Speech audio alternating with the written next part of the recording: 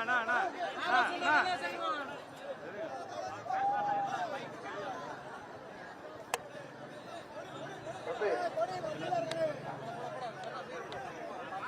தேசிய கட்சி, தமிழர் தேசிய வீரமுத்திரையர் முன்னேற்ற கழகம்,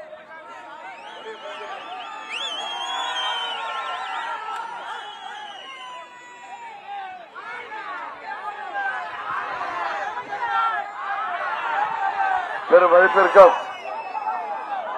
மதிப்பிற்குரிய பெரியவர். தம்பி கொஞ்சம் எல்லாரையும் பார்க்கணும். கொடியை மறுபடியும் பிடிச்சிக்கலாம், கொஞ்சம் இறங்கிங்க தம்பி. கொடியை எல்லாரையும் பார்க்கணும்ல, மறைக்குது. உங்க ஆர்வம் புரியுது, மறுபடியும் ஏற்றுக்கலாம். நான் பேசி முடிச்சது தூக்கி பிடிங்க.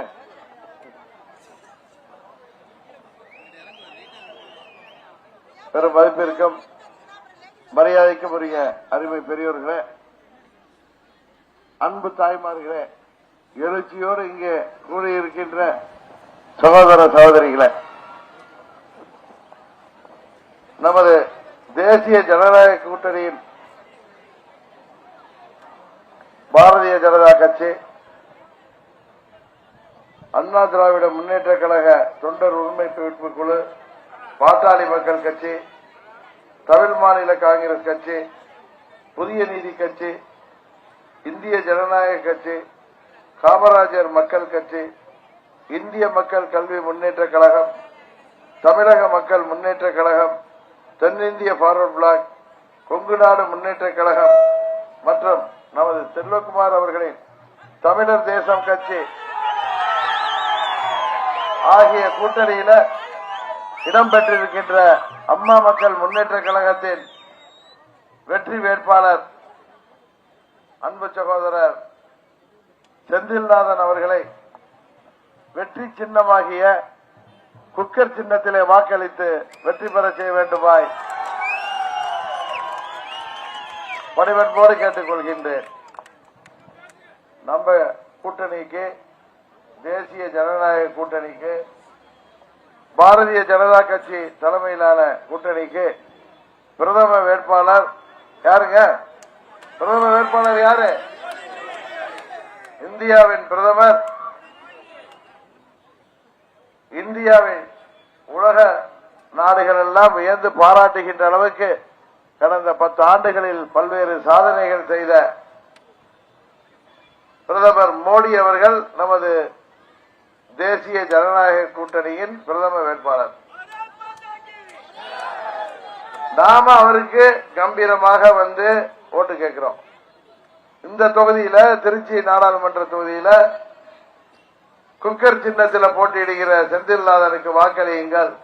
அவரை வெற்றி பெற செய்வதன் மூலம், தம்பி கொடிகளை கொஞ்சம் இறங்கிங்கப்பா, அப்புறம் மறுபடியும் அப்புறம் இருக்கலாம். அங்க மறைக்கிறதுல அவங்க எல்லாம் பார்க்கணும்ல.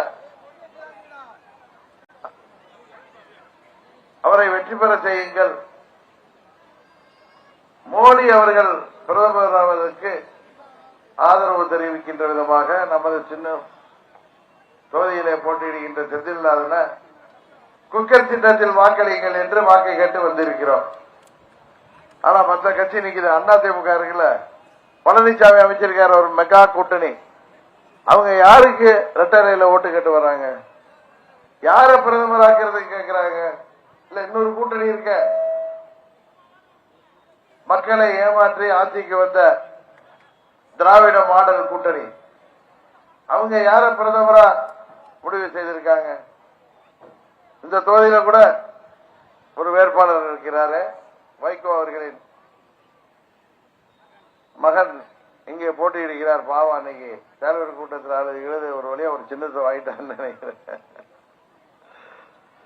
அவங்க அந்த சின்னத்துல யாருக்கு பிரைம் மினிஸ்டர் ஆக்கிறதுக்காக ஓட்டு? ஸ்டாலின் ஆக்க போறாங்களா? இல்ல இங்க இருக்கிற ஒரு அமைச்சர் நேரு ஆக்க போறாங்களா? யார் ஆக்க போறாங்க? அதை நீங்கள் வரும்போது கேட்கணும். இங்க பாஜக கூட்டணியில, தேசிய ஜனநாயக கூட்டணியில குக்கர் சின்னத்தில நமது செந்தில்நாதன் போட்டியிடுகிறார். அவர் பிரதமராக மோடி அவர்கள் வர நீங்கள் ஓட்டு போடுங்கன்னு கேட்கிறாரு. நீங்க எல்லாம் யாருக்கு ஓட்டு கேட்கிறீங்கன்னு தயவு செய்து கேளுங்கள். அதில் எதற்காக சொல்கிறேன் என்றால், அவர்களுக்கு வாக்களிப்பதன் மூலம் எந்த பலனும் இல்லை. அதுதான் உண்மை, நிதர்சனமான உண்மை. மீண்டும் மோடி அவர்கள் தான் பிரதமராக வர இருக்கின்றார். போன தேர்தலில் 2019 அதிமுகவோட கூட்டணி வச்ச ஒரே காரணத்தால இங்க அவங்களால வெற்றி பெற முடியவில்லை. நான் இதை உறுதியாக கூறுவேன். காரணம், பழனிசாமி துரோகத்தை தவிர வேற எதுவும் தெரியாதவர்.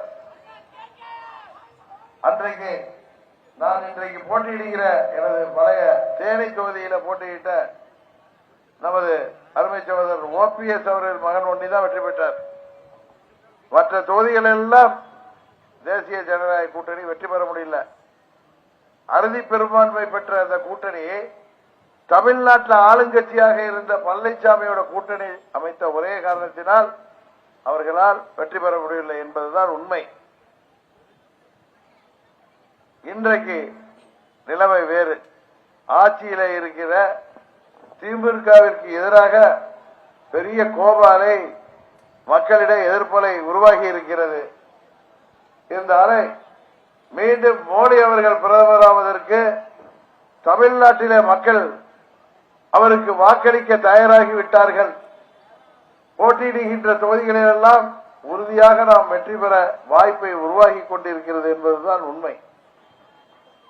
இதை திமுக மீது உள்ள எதிர்ப்புணர்வில் கோபத்தில் மக்கள் தேசிய ஜனநாயக கூட்டணிக்கு உங்கள் திருச்சி தொகுதியில போட்டியிடுகிற அம்மா மக்கள் முன்னேற்ற கழகத்தின் வேட்பாளர் செந்தில்நாதனுக்கு குக்கர் சின்னத்தில் வாக்களித்து விடுவீர்கள். இதுபோல 39 தொகுதிகளில் பாண்டிச்சேரி வாக்களித்து விடக் கூடாது. திமுகவுக்கு எதிரான வாக்குகள் பிஜேபி கூட்டணிக்கு போய்விடக் கூடாது என்பதற்காக ஸ்டாலினுடன் திமுகவுடன் கள்ள கூட்டணி வைத்துக் கொண்டு இன்றைக்கு பழனிசாமி தனது வேட்பாளர்கள் வெற்றி கூட பெற முடியாது என்பதை தெரிந்திருந்தோம்.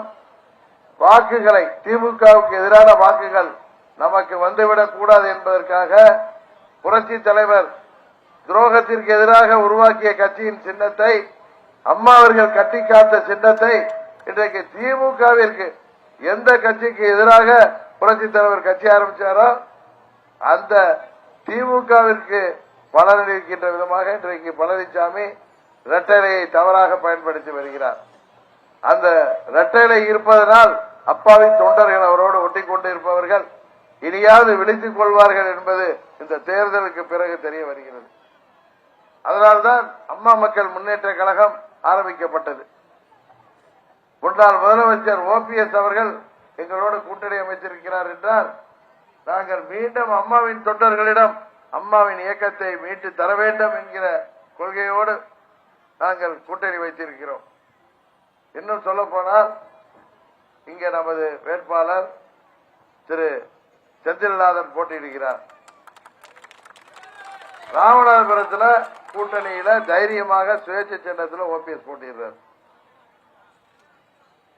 திரு அண்ணாமலை அவர்கள் கோயம்புத்தூர்ல போட்டியிடுறாரு.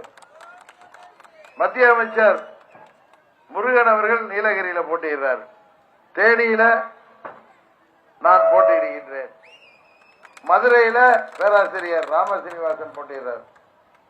தென் சென்னையில கவர்னர் பதவியை ராஜினாமா செய்துவிட்டு சகோதரி தமிழிசை போட்டியிடுகிறார்கள்.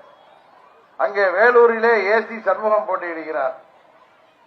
பாட்டாளி மக்கள் கட்சி தலைவர் அன்புமணி ராமதாஸின் துணைவியார் தர்மபுரியில போட்டியிடுறாரு. IJKவின் தலைவர் அங்கே பெரம்பலூரில் போட்டியிடுகிறார். அங்கே விருதுநகரிலே சரத்குமார் அவர்களின் துணைவியார் போட்டியிடுகிறார். திருநெல்வேலியில நமது நயினார் நாகேந்திரன் போட்டியிடுகிறார். அங்கே பொன் ராதாகிருஷ்ணன் முன்னாள் அமைச்சர் அவர்கள் கன்னியாகுமரியிலே போட்டியிடுகிறார்கள். GK வாசன் அவர்களின் வேட்பாளர்கள் 3 தொகுதியிலே போட்டியிடுகிறார்கள். நமது தலைவர்கள் அனைவரும் இந்த தேர்தலில் ஜனநாயக தேசிய ஜனநாயக கூட்டணியின் அனைத்து தலைவர்களும் போட்டியிடுகிறோம். ஏன் அதிமுக ஒருத்தர் கூட போட்டியிடல? பழனிசாமி தான் சொல்லுவார்ல, நான் சேலத்து சிங்கம், நான் தான் அடுத்த புரட்சி தலைவி அம்மா அப்படின்னு சொல்லிட்டு இருக்காருல்ல, அவர் நிக்கலாம்ல. பன்னீர்செல்வம் அவர்கள் சட்டமன்ற உறுப்பினர் தானே, தைரியமா ராமநாதபுரத்தில் சுயேட்சை சின்னத்தில் போட்டிடுறாரு.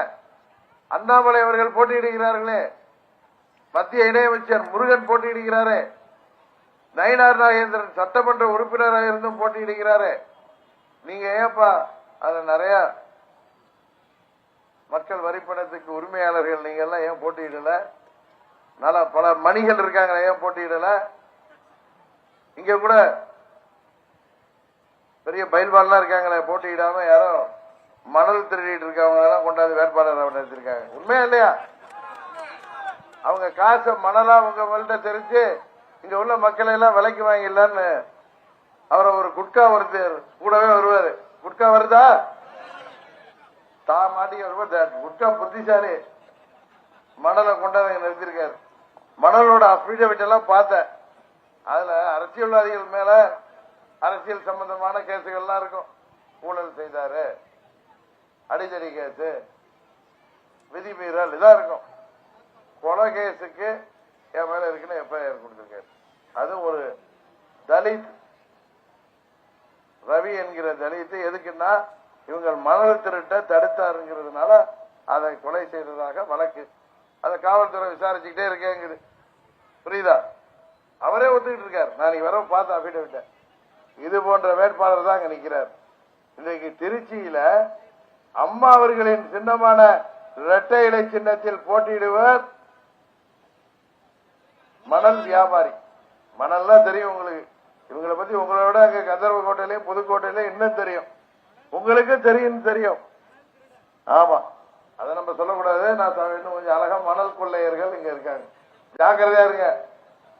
இங்க ஸ்ரீரங்கத்துல ஆத்துல போய் அப்புறம் அம்மா மண்டபத்தில் இறங்க முடியாது. யாரும் ஒரு 100 அடிக்கு புளிய தோண்டிட்டு வச்சிருவாங்க. இன்னொன்று சொல்ற, ராமநாதபுரத்தில் சகோதரர் OPS அவர்களை ஏற்று போட்டியிடுற வேட்பாளர் யார் தெரியுமா? ரெட்டையில புரட்சி தலைவர் ரெட்டையிலையை உருவாக்கிய புரட்சி தலைவர் எம்ஜிஆர் அவர்களை 77 அருப்புக்கோட்டையில எதிர்த்து போட்டியிட்ட திமுக வேட்பாளர் பாலுசாமி அவரோட பையன் தான் அங்க நிற்கிறார். அவர் பேர் என்னப்பா? ஜெயபெருமாள். அது மாதிரி மதுரையில ஒரு வேட்பாளர் டாக்டர் சரவணன் நிக்கிறாரு. இதோட அதுக்குள்ளார இப்ப நாளைக்கு எந்த கட்சியில இருக்க போறாருன்னு தெரியல. நீ வேட்பாளரா பழனிசாமி சீட்டு வாங்கிட்டு வந்து நிக்கிறார்.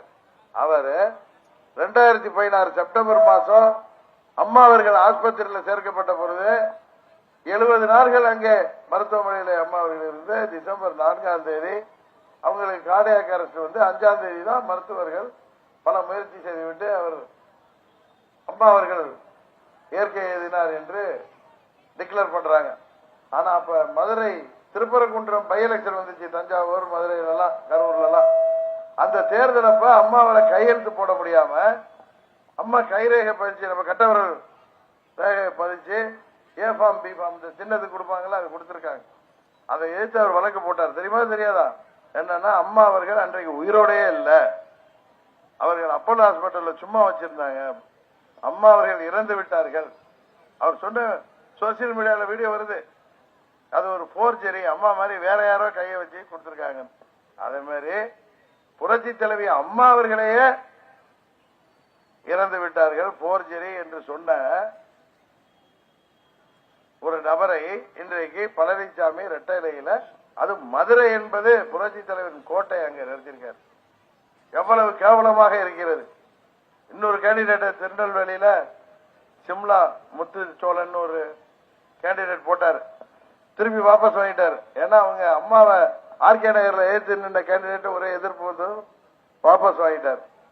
எதற்கு சொல்கிறேன் என்றால், அம்மா தான் தெய்வம், இதே தெய்வம் சொல்லிட்டு மக்களை ஏமாற்றி பிழைத்த அந்த துரோக கூட்டம் இன்றைக்கு அம்மாவிற்கு எதிராக, புரட்சி தலைவருக்கு எதிராக இருந்தவர்களே வேட்பாளராக நிறுத்தியிருக்கிறார்கள்.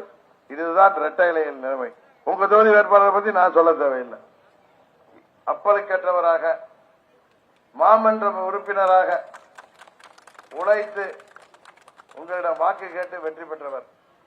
இன்றைக்கு நமது தொகுதியின் வளர்ச்சிக்காக உழைக்க தயாராக இருக்கின்ற தேசிய ஜனநாயக கூட்டணியின் வெற்றி வேட்பாளராக மோடி அவர்கள் பிரதமர் 3வது முறை ஆனவுடன் நமது தொகுதியின் தேவைகளை உரிமையோடு அவரிடம் நாங்கள் கேட்டு பெற நீங்கள் வாக்களிக்க வேண்டிய வெற்றி சின்னம் குக்கர் சின்னம் என்பதை சொல்லி,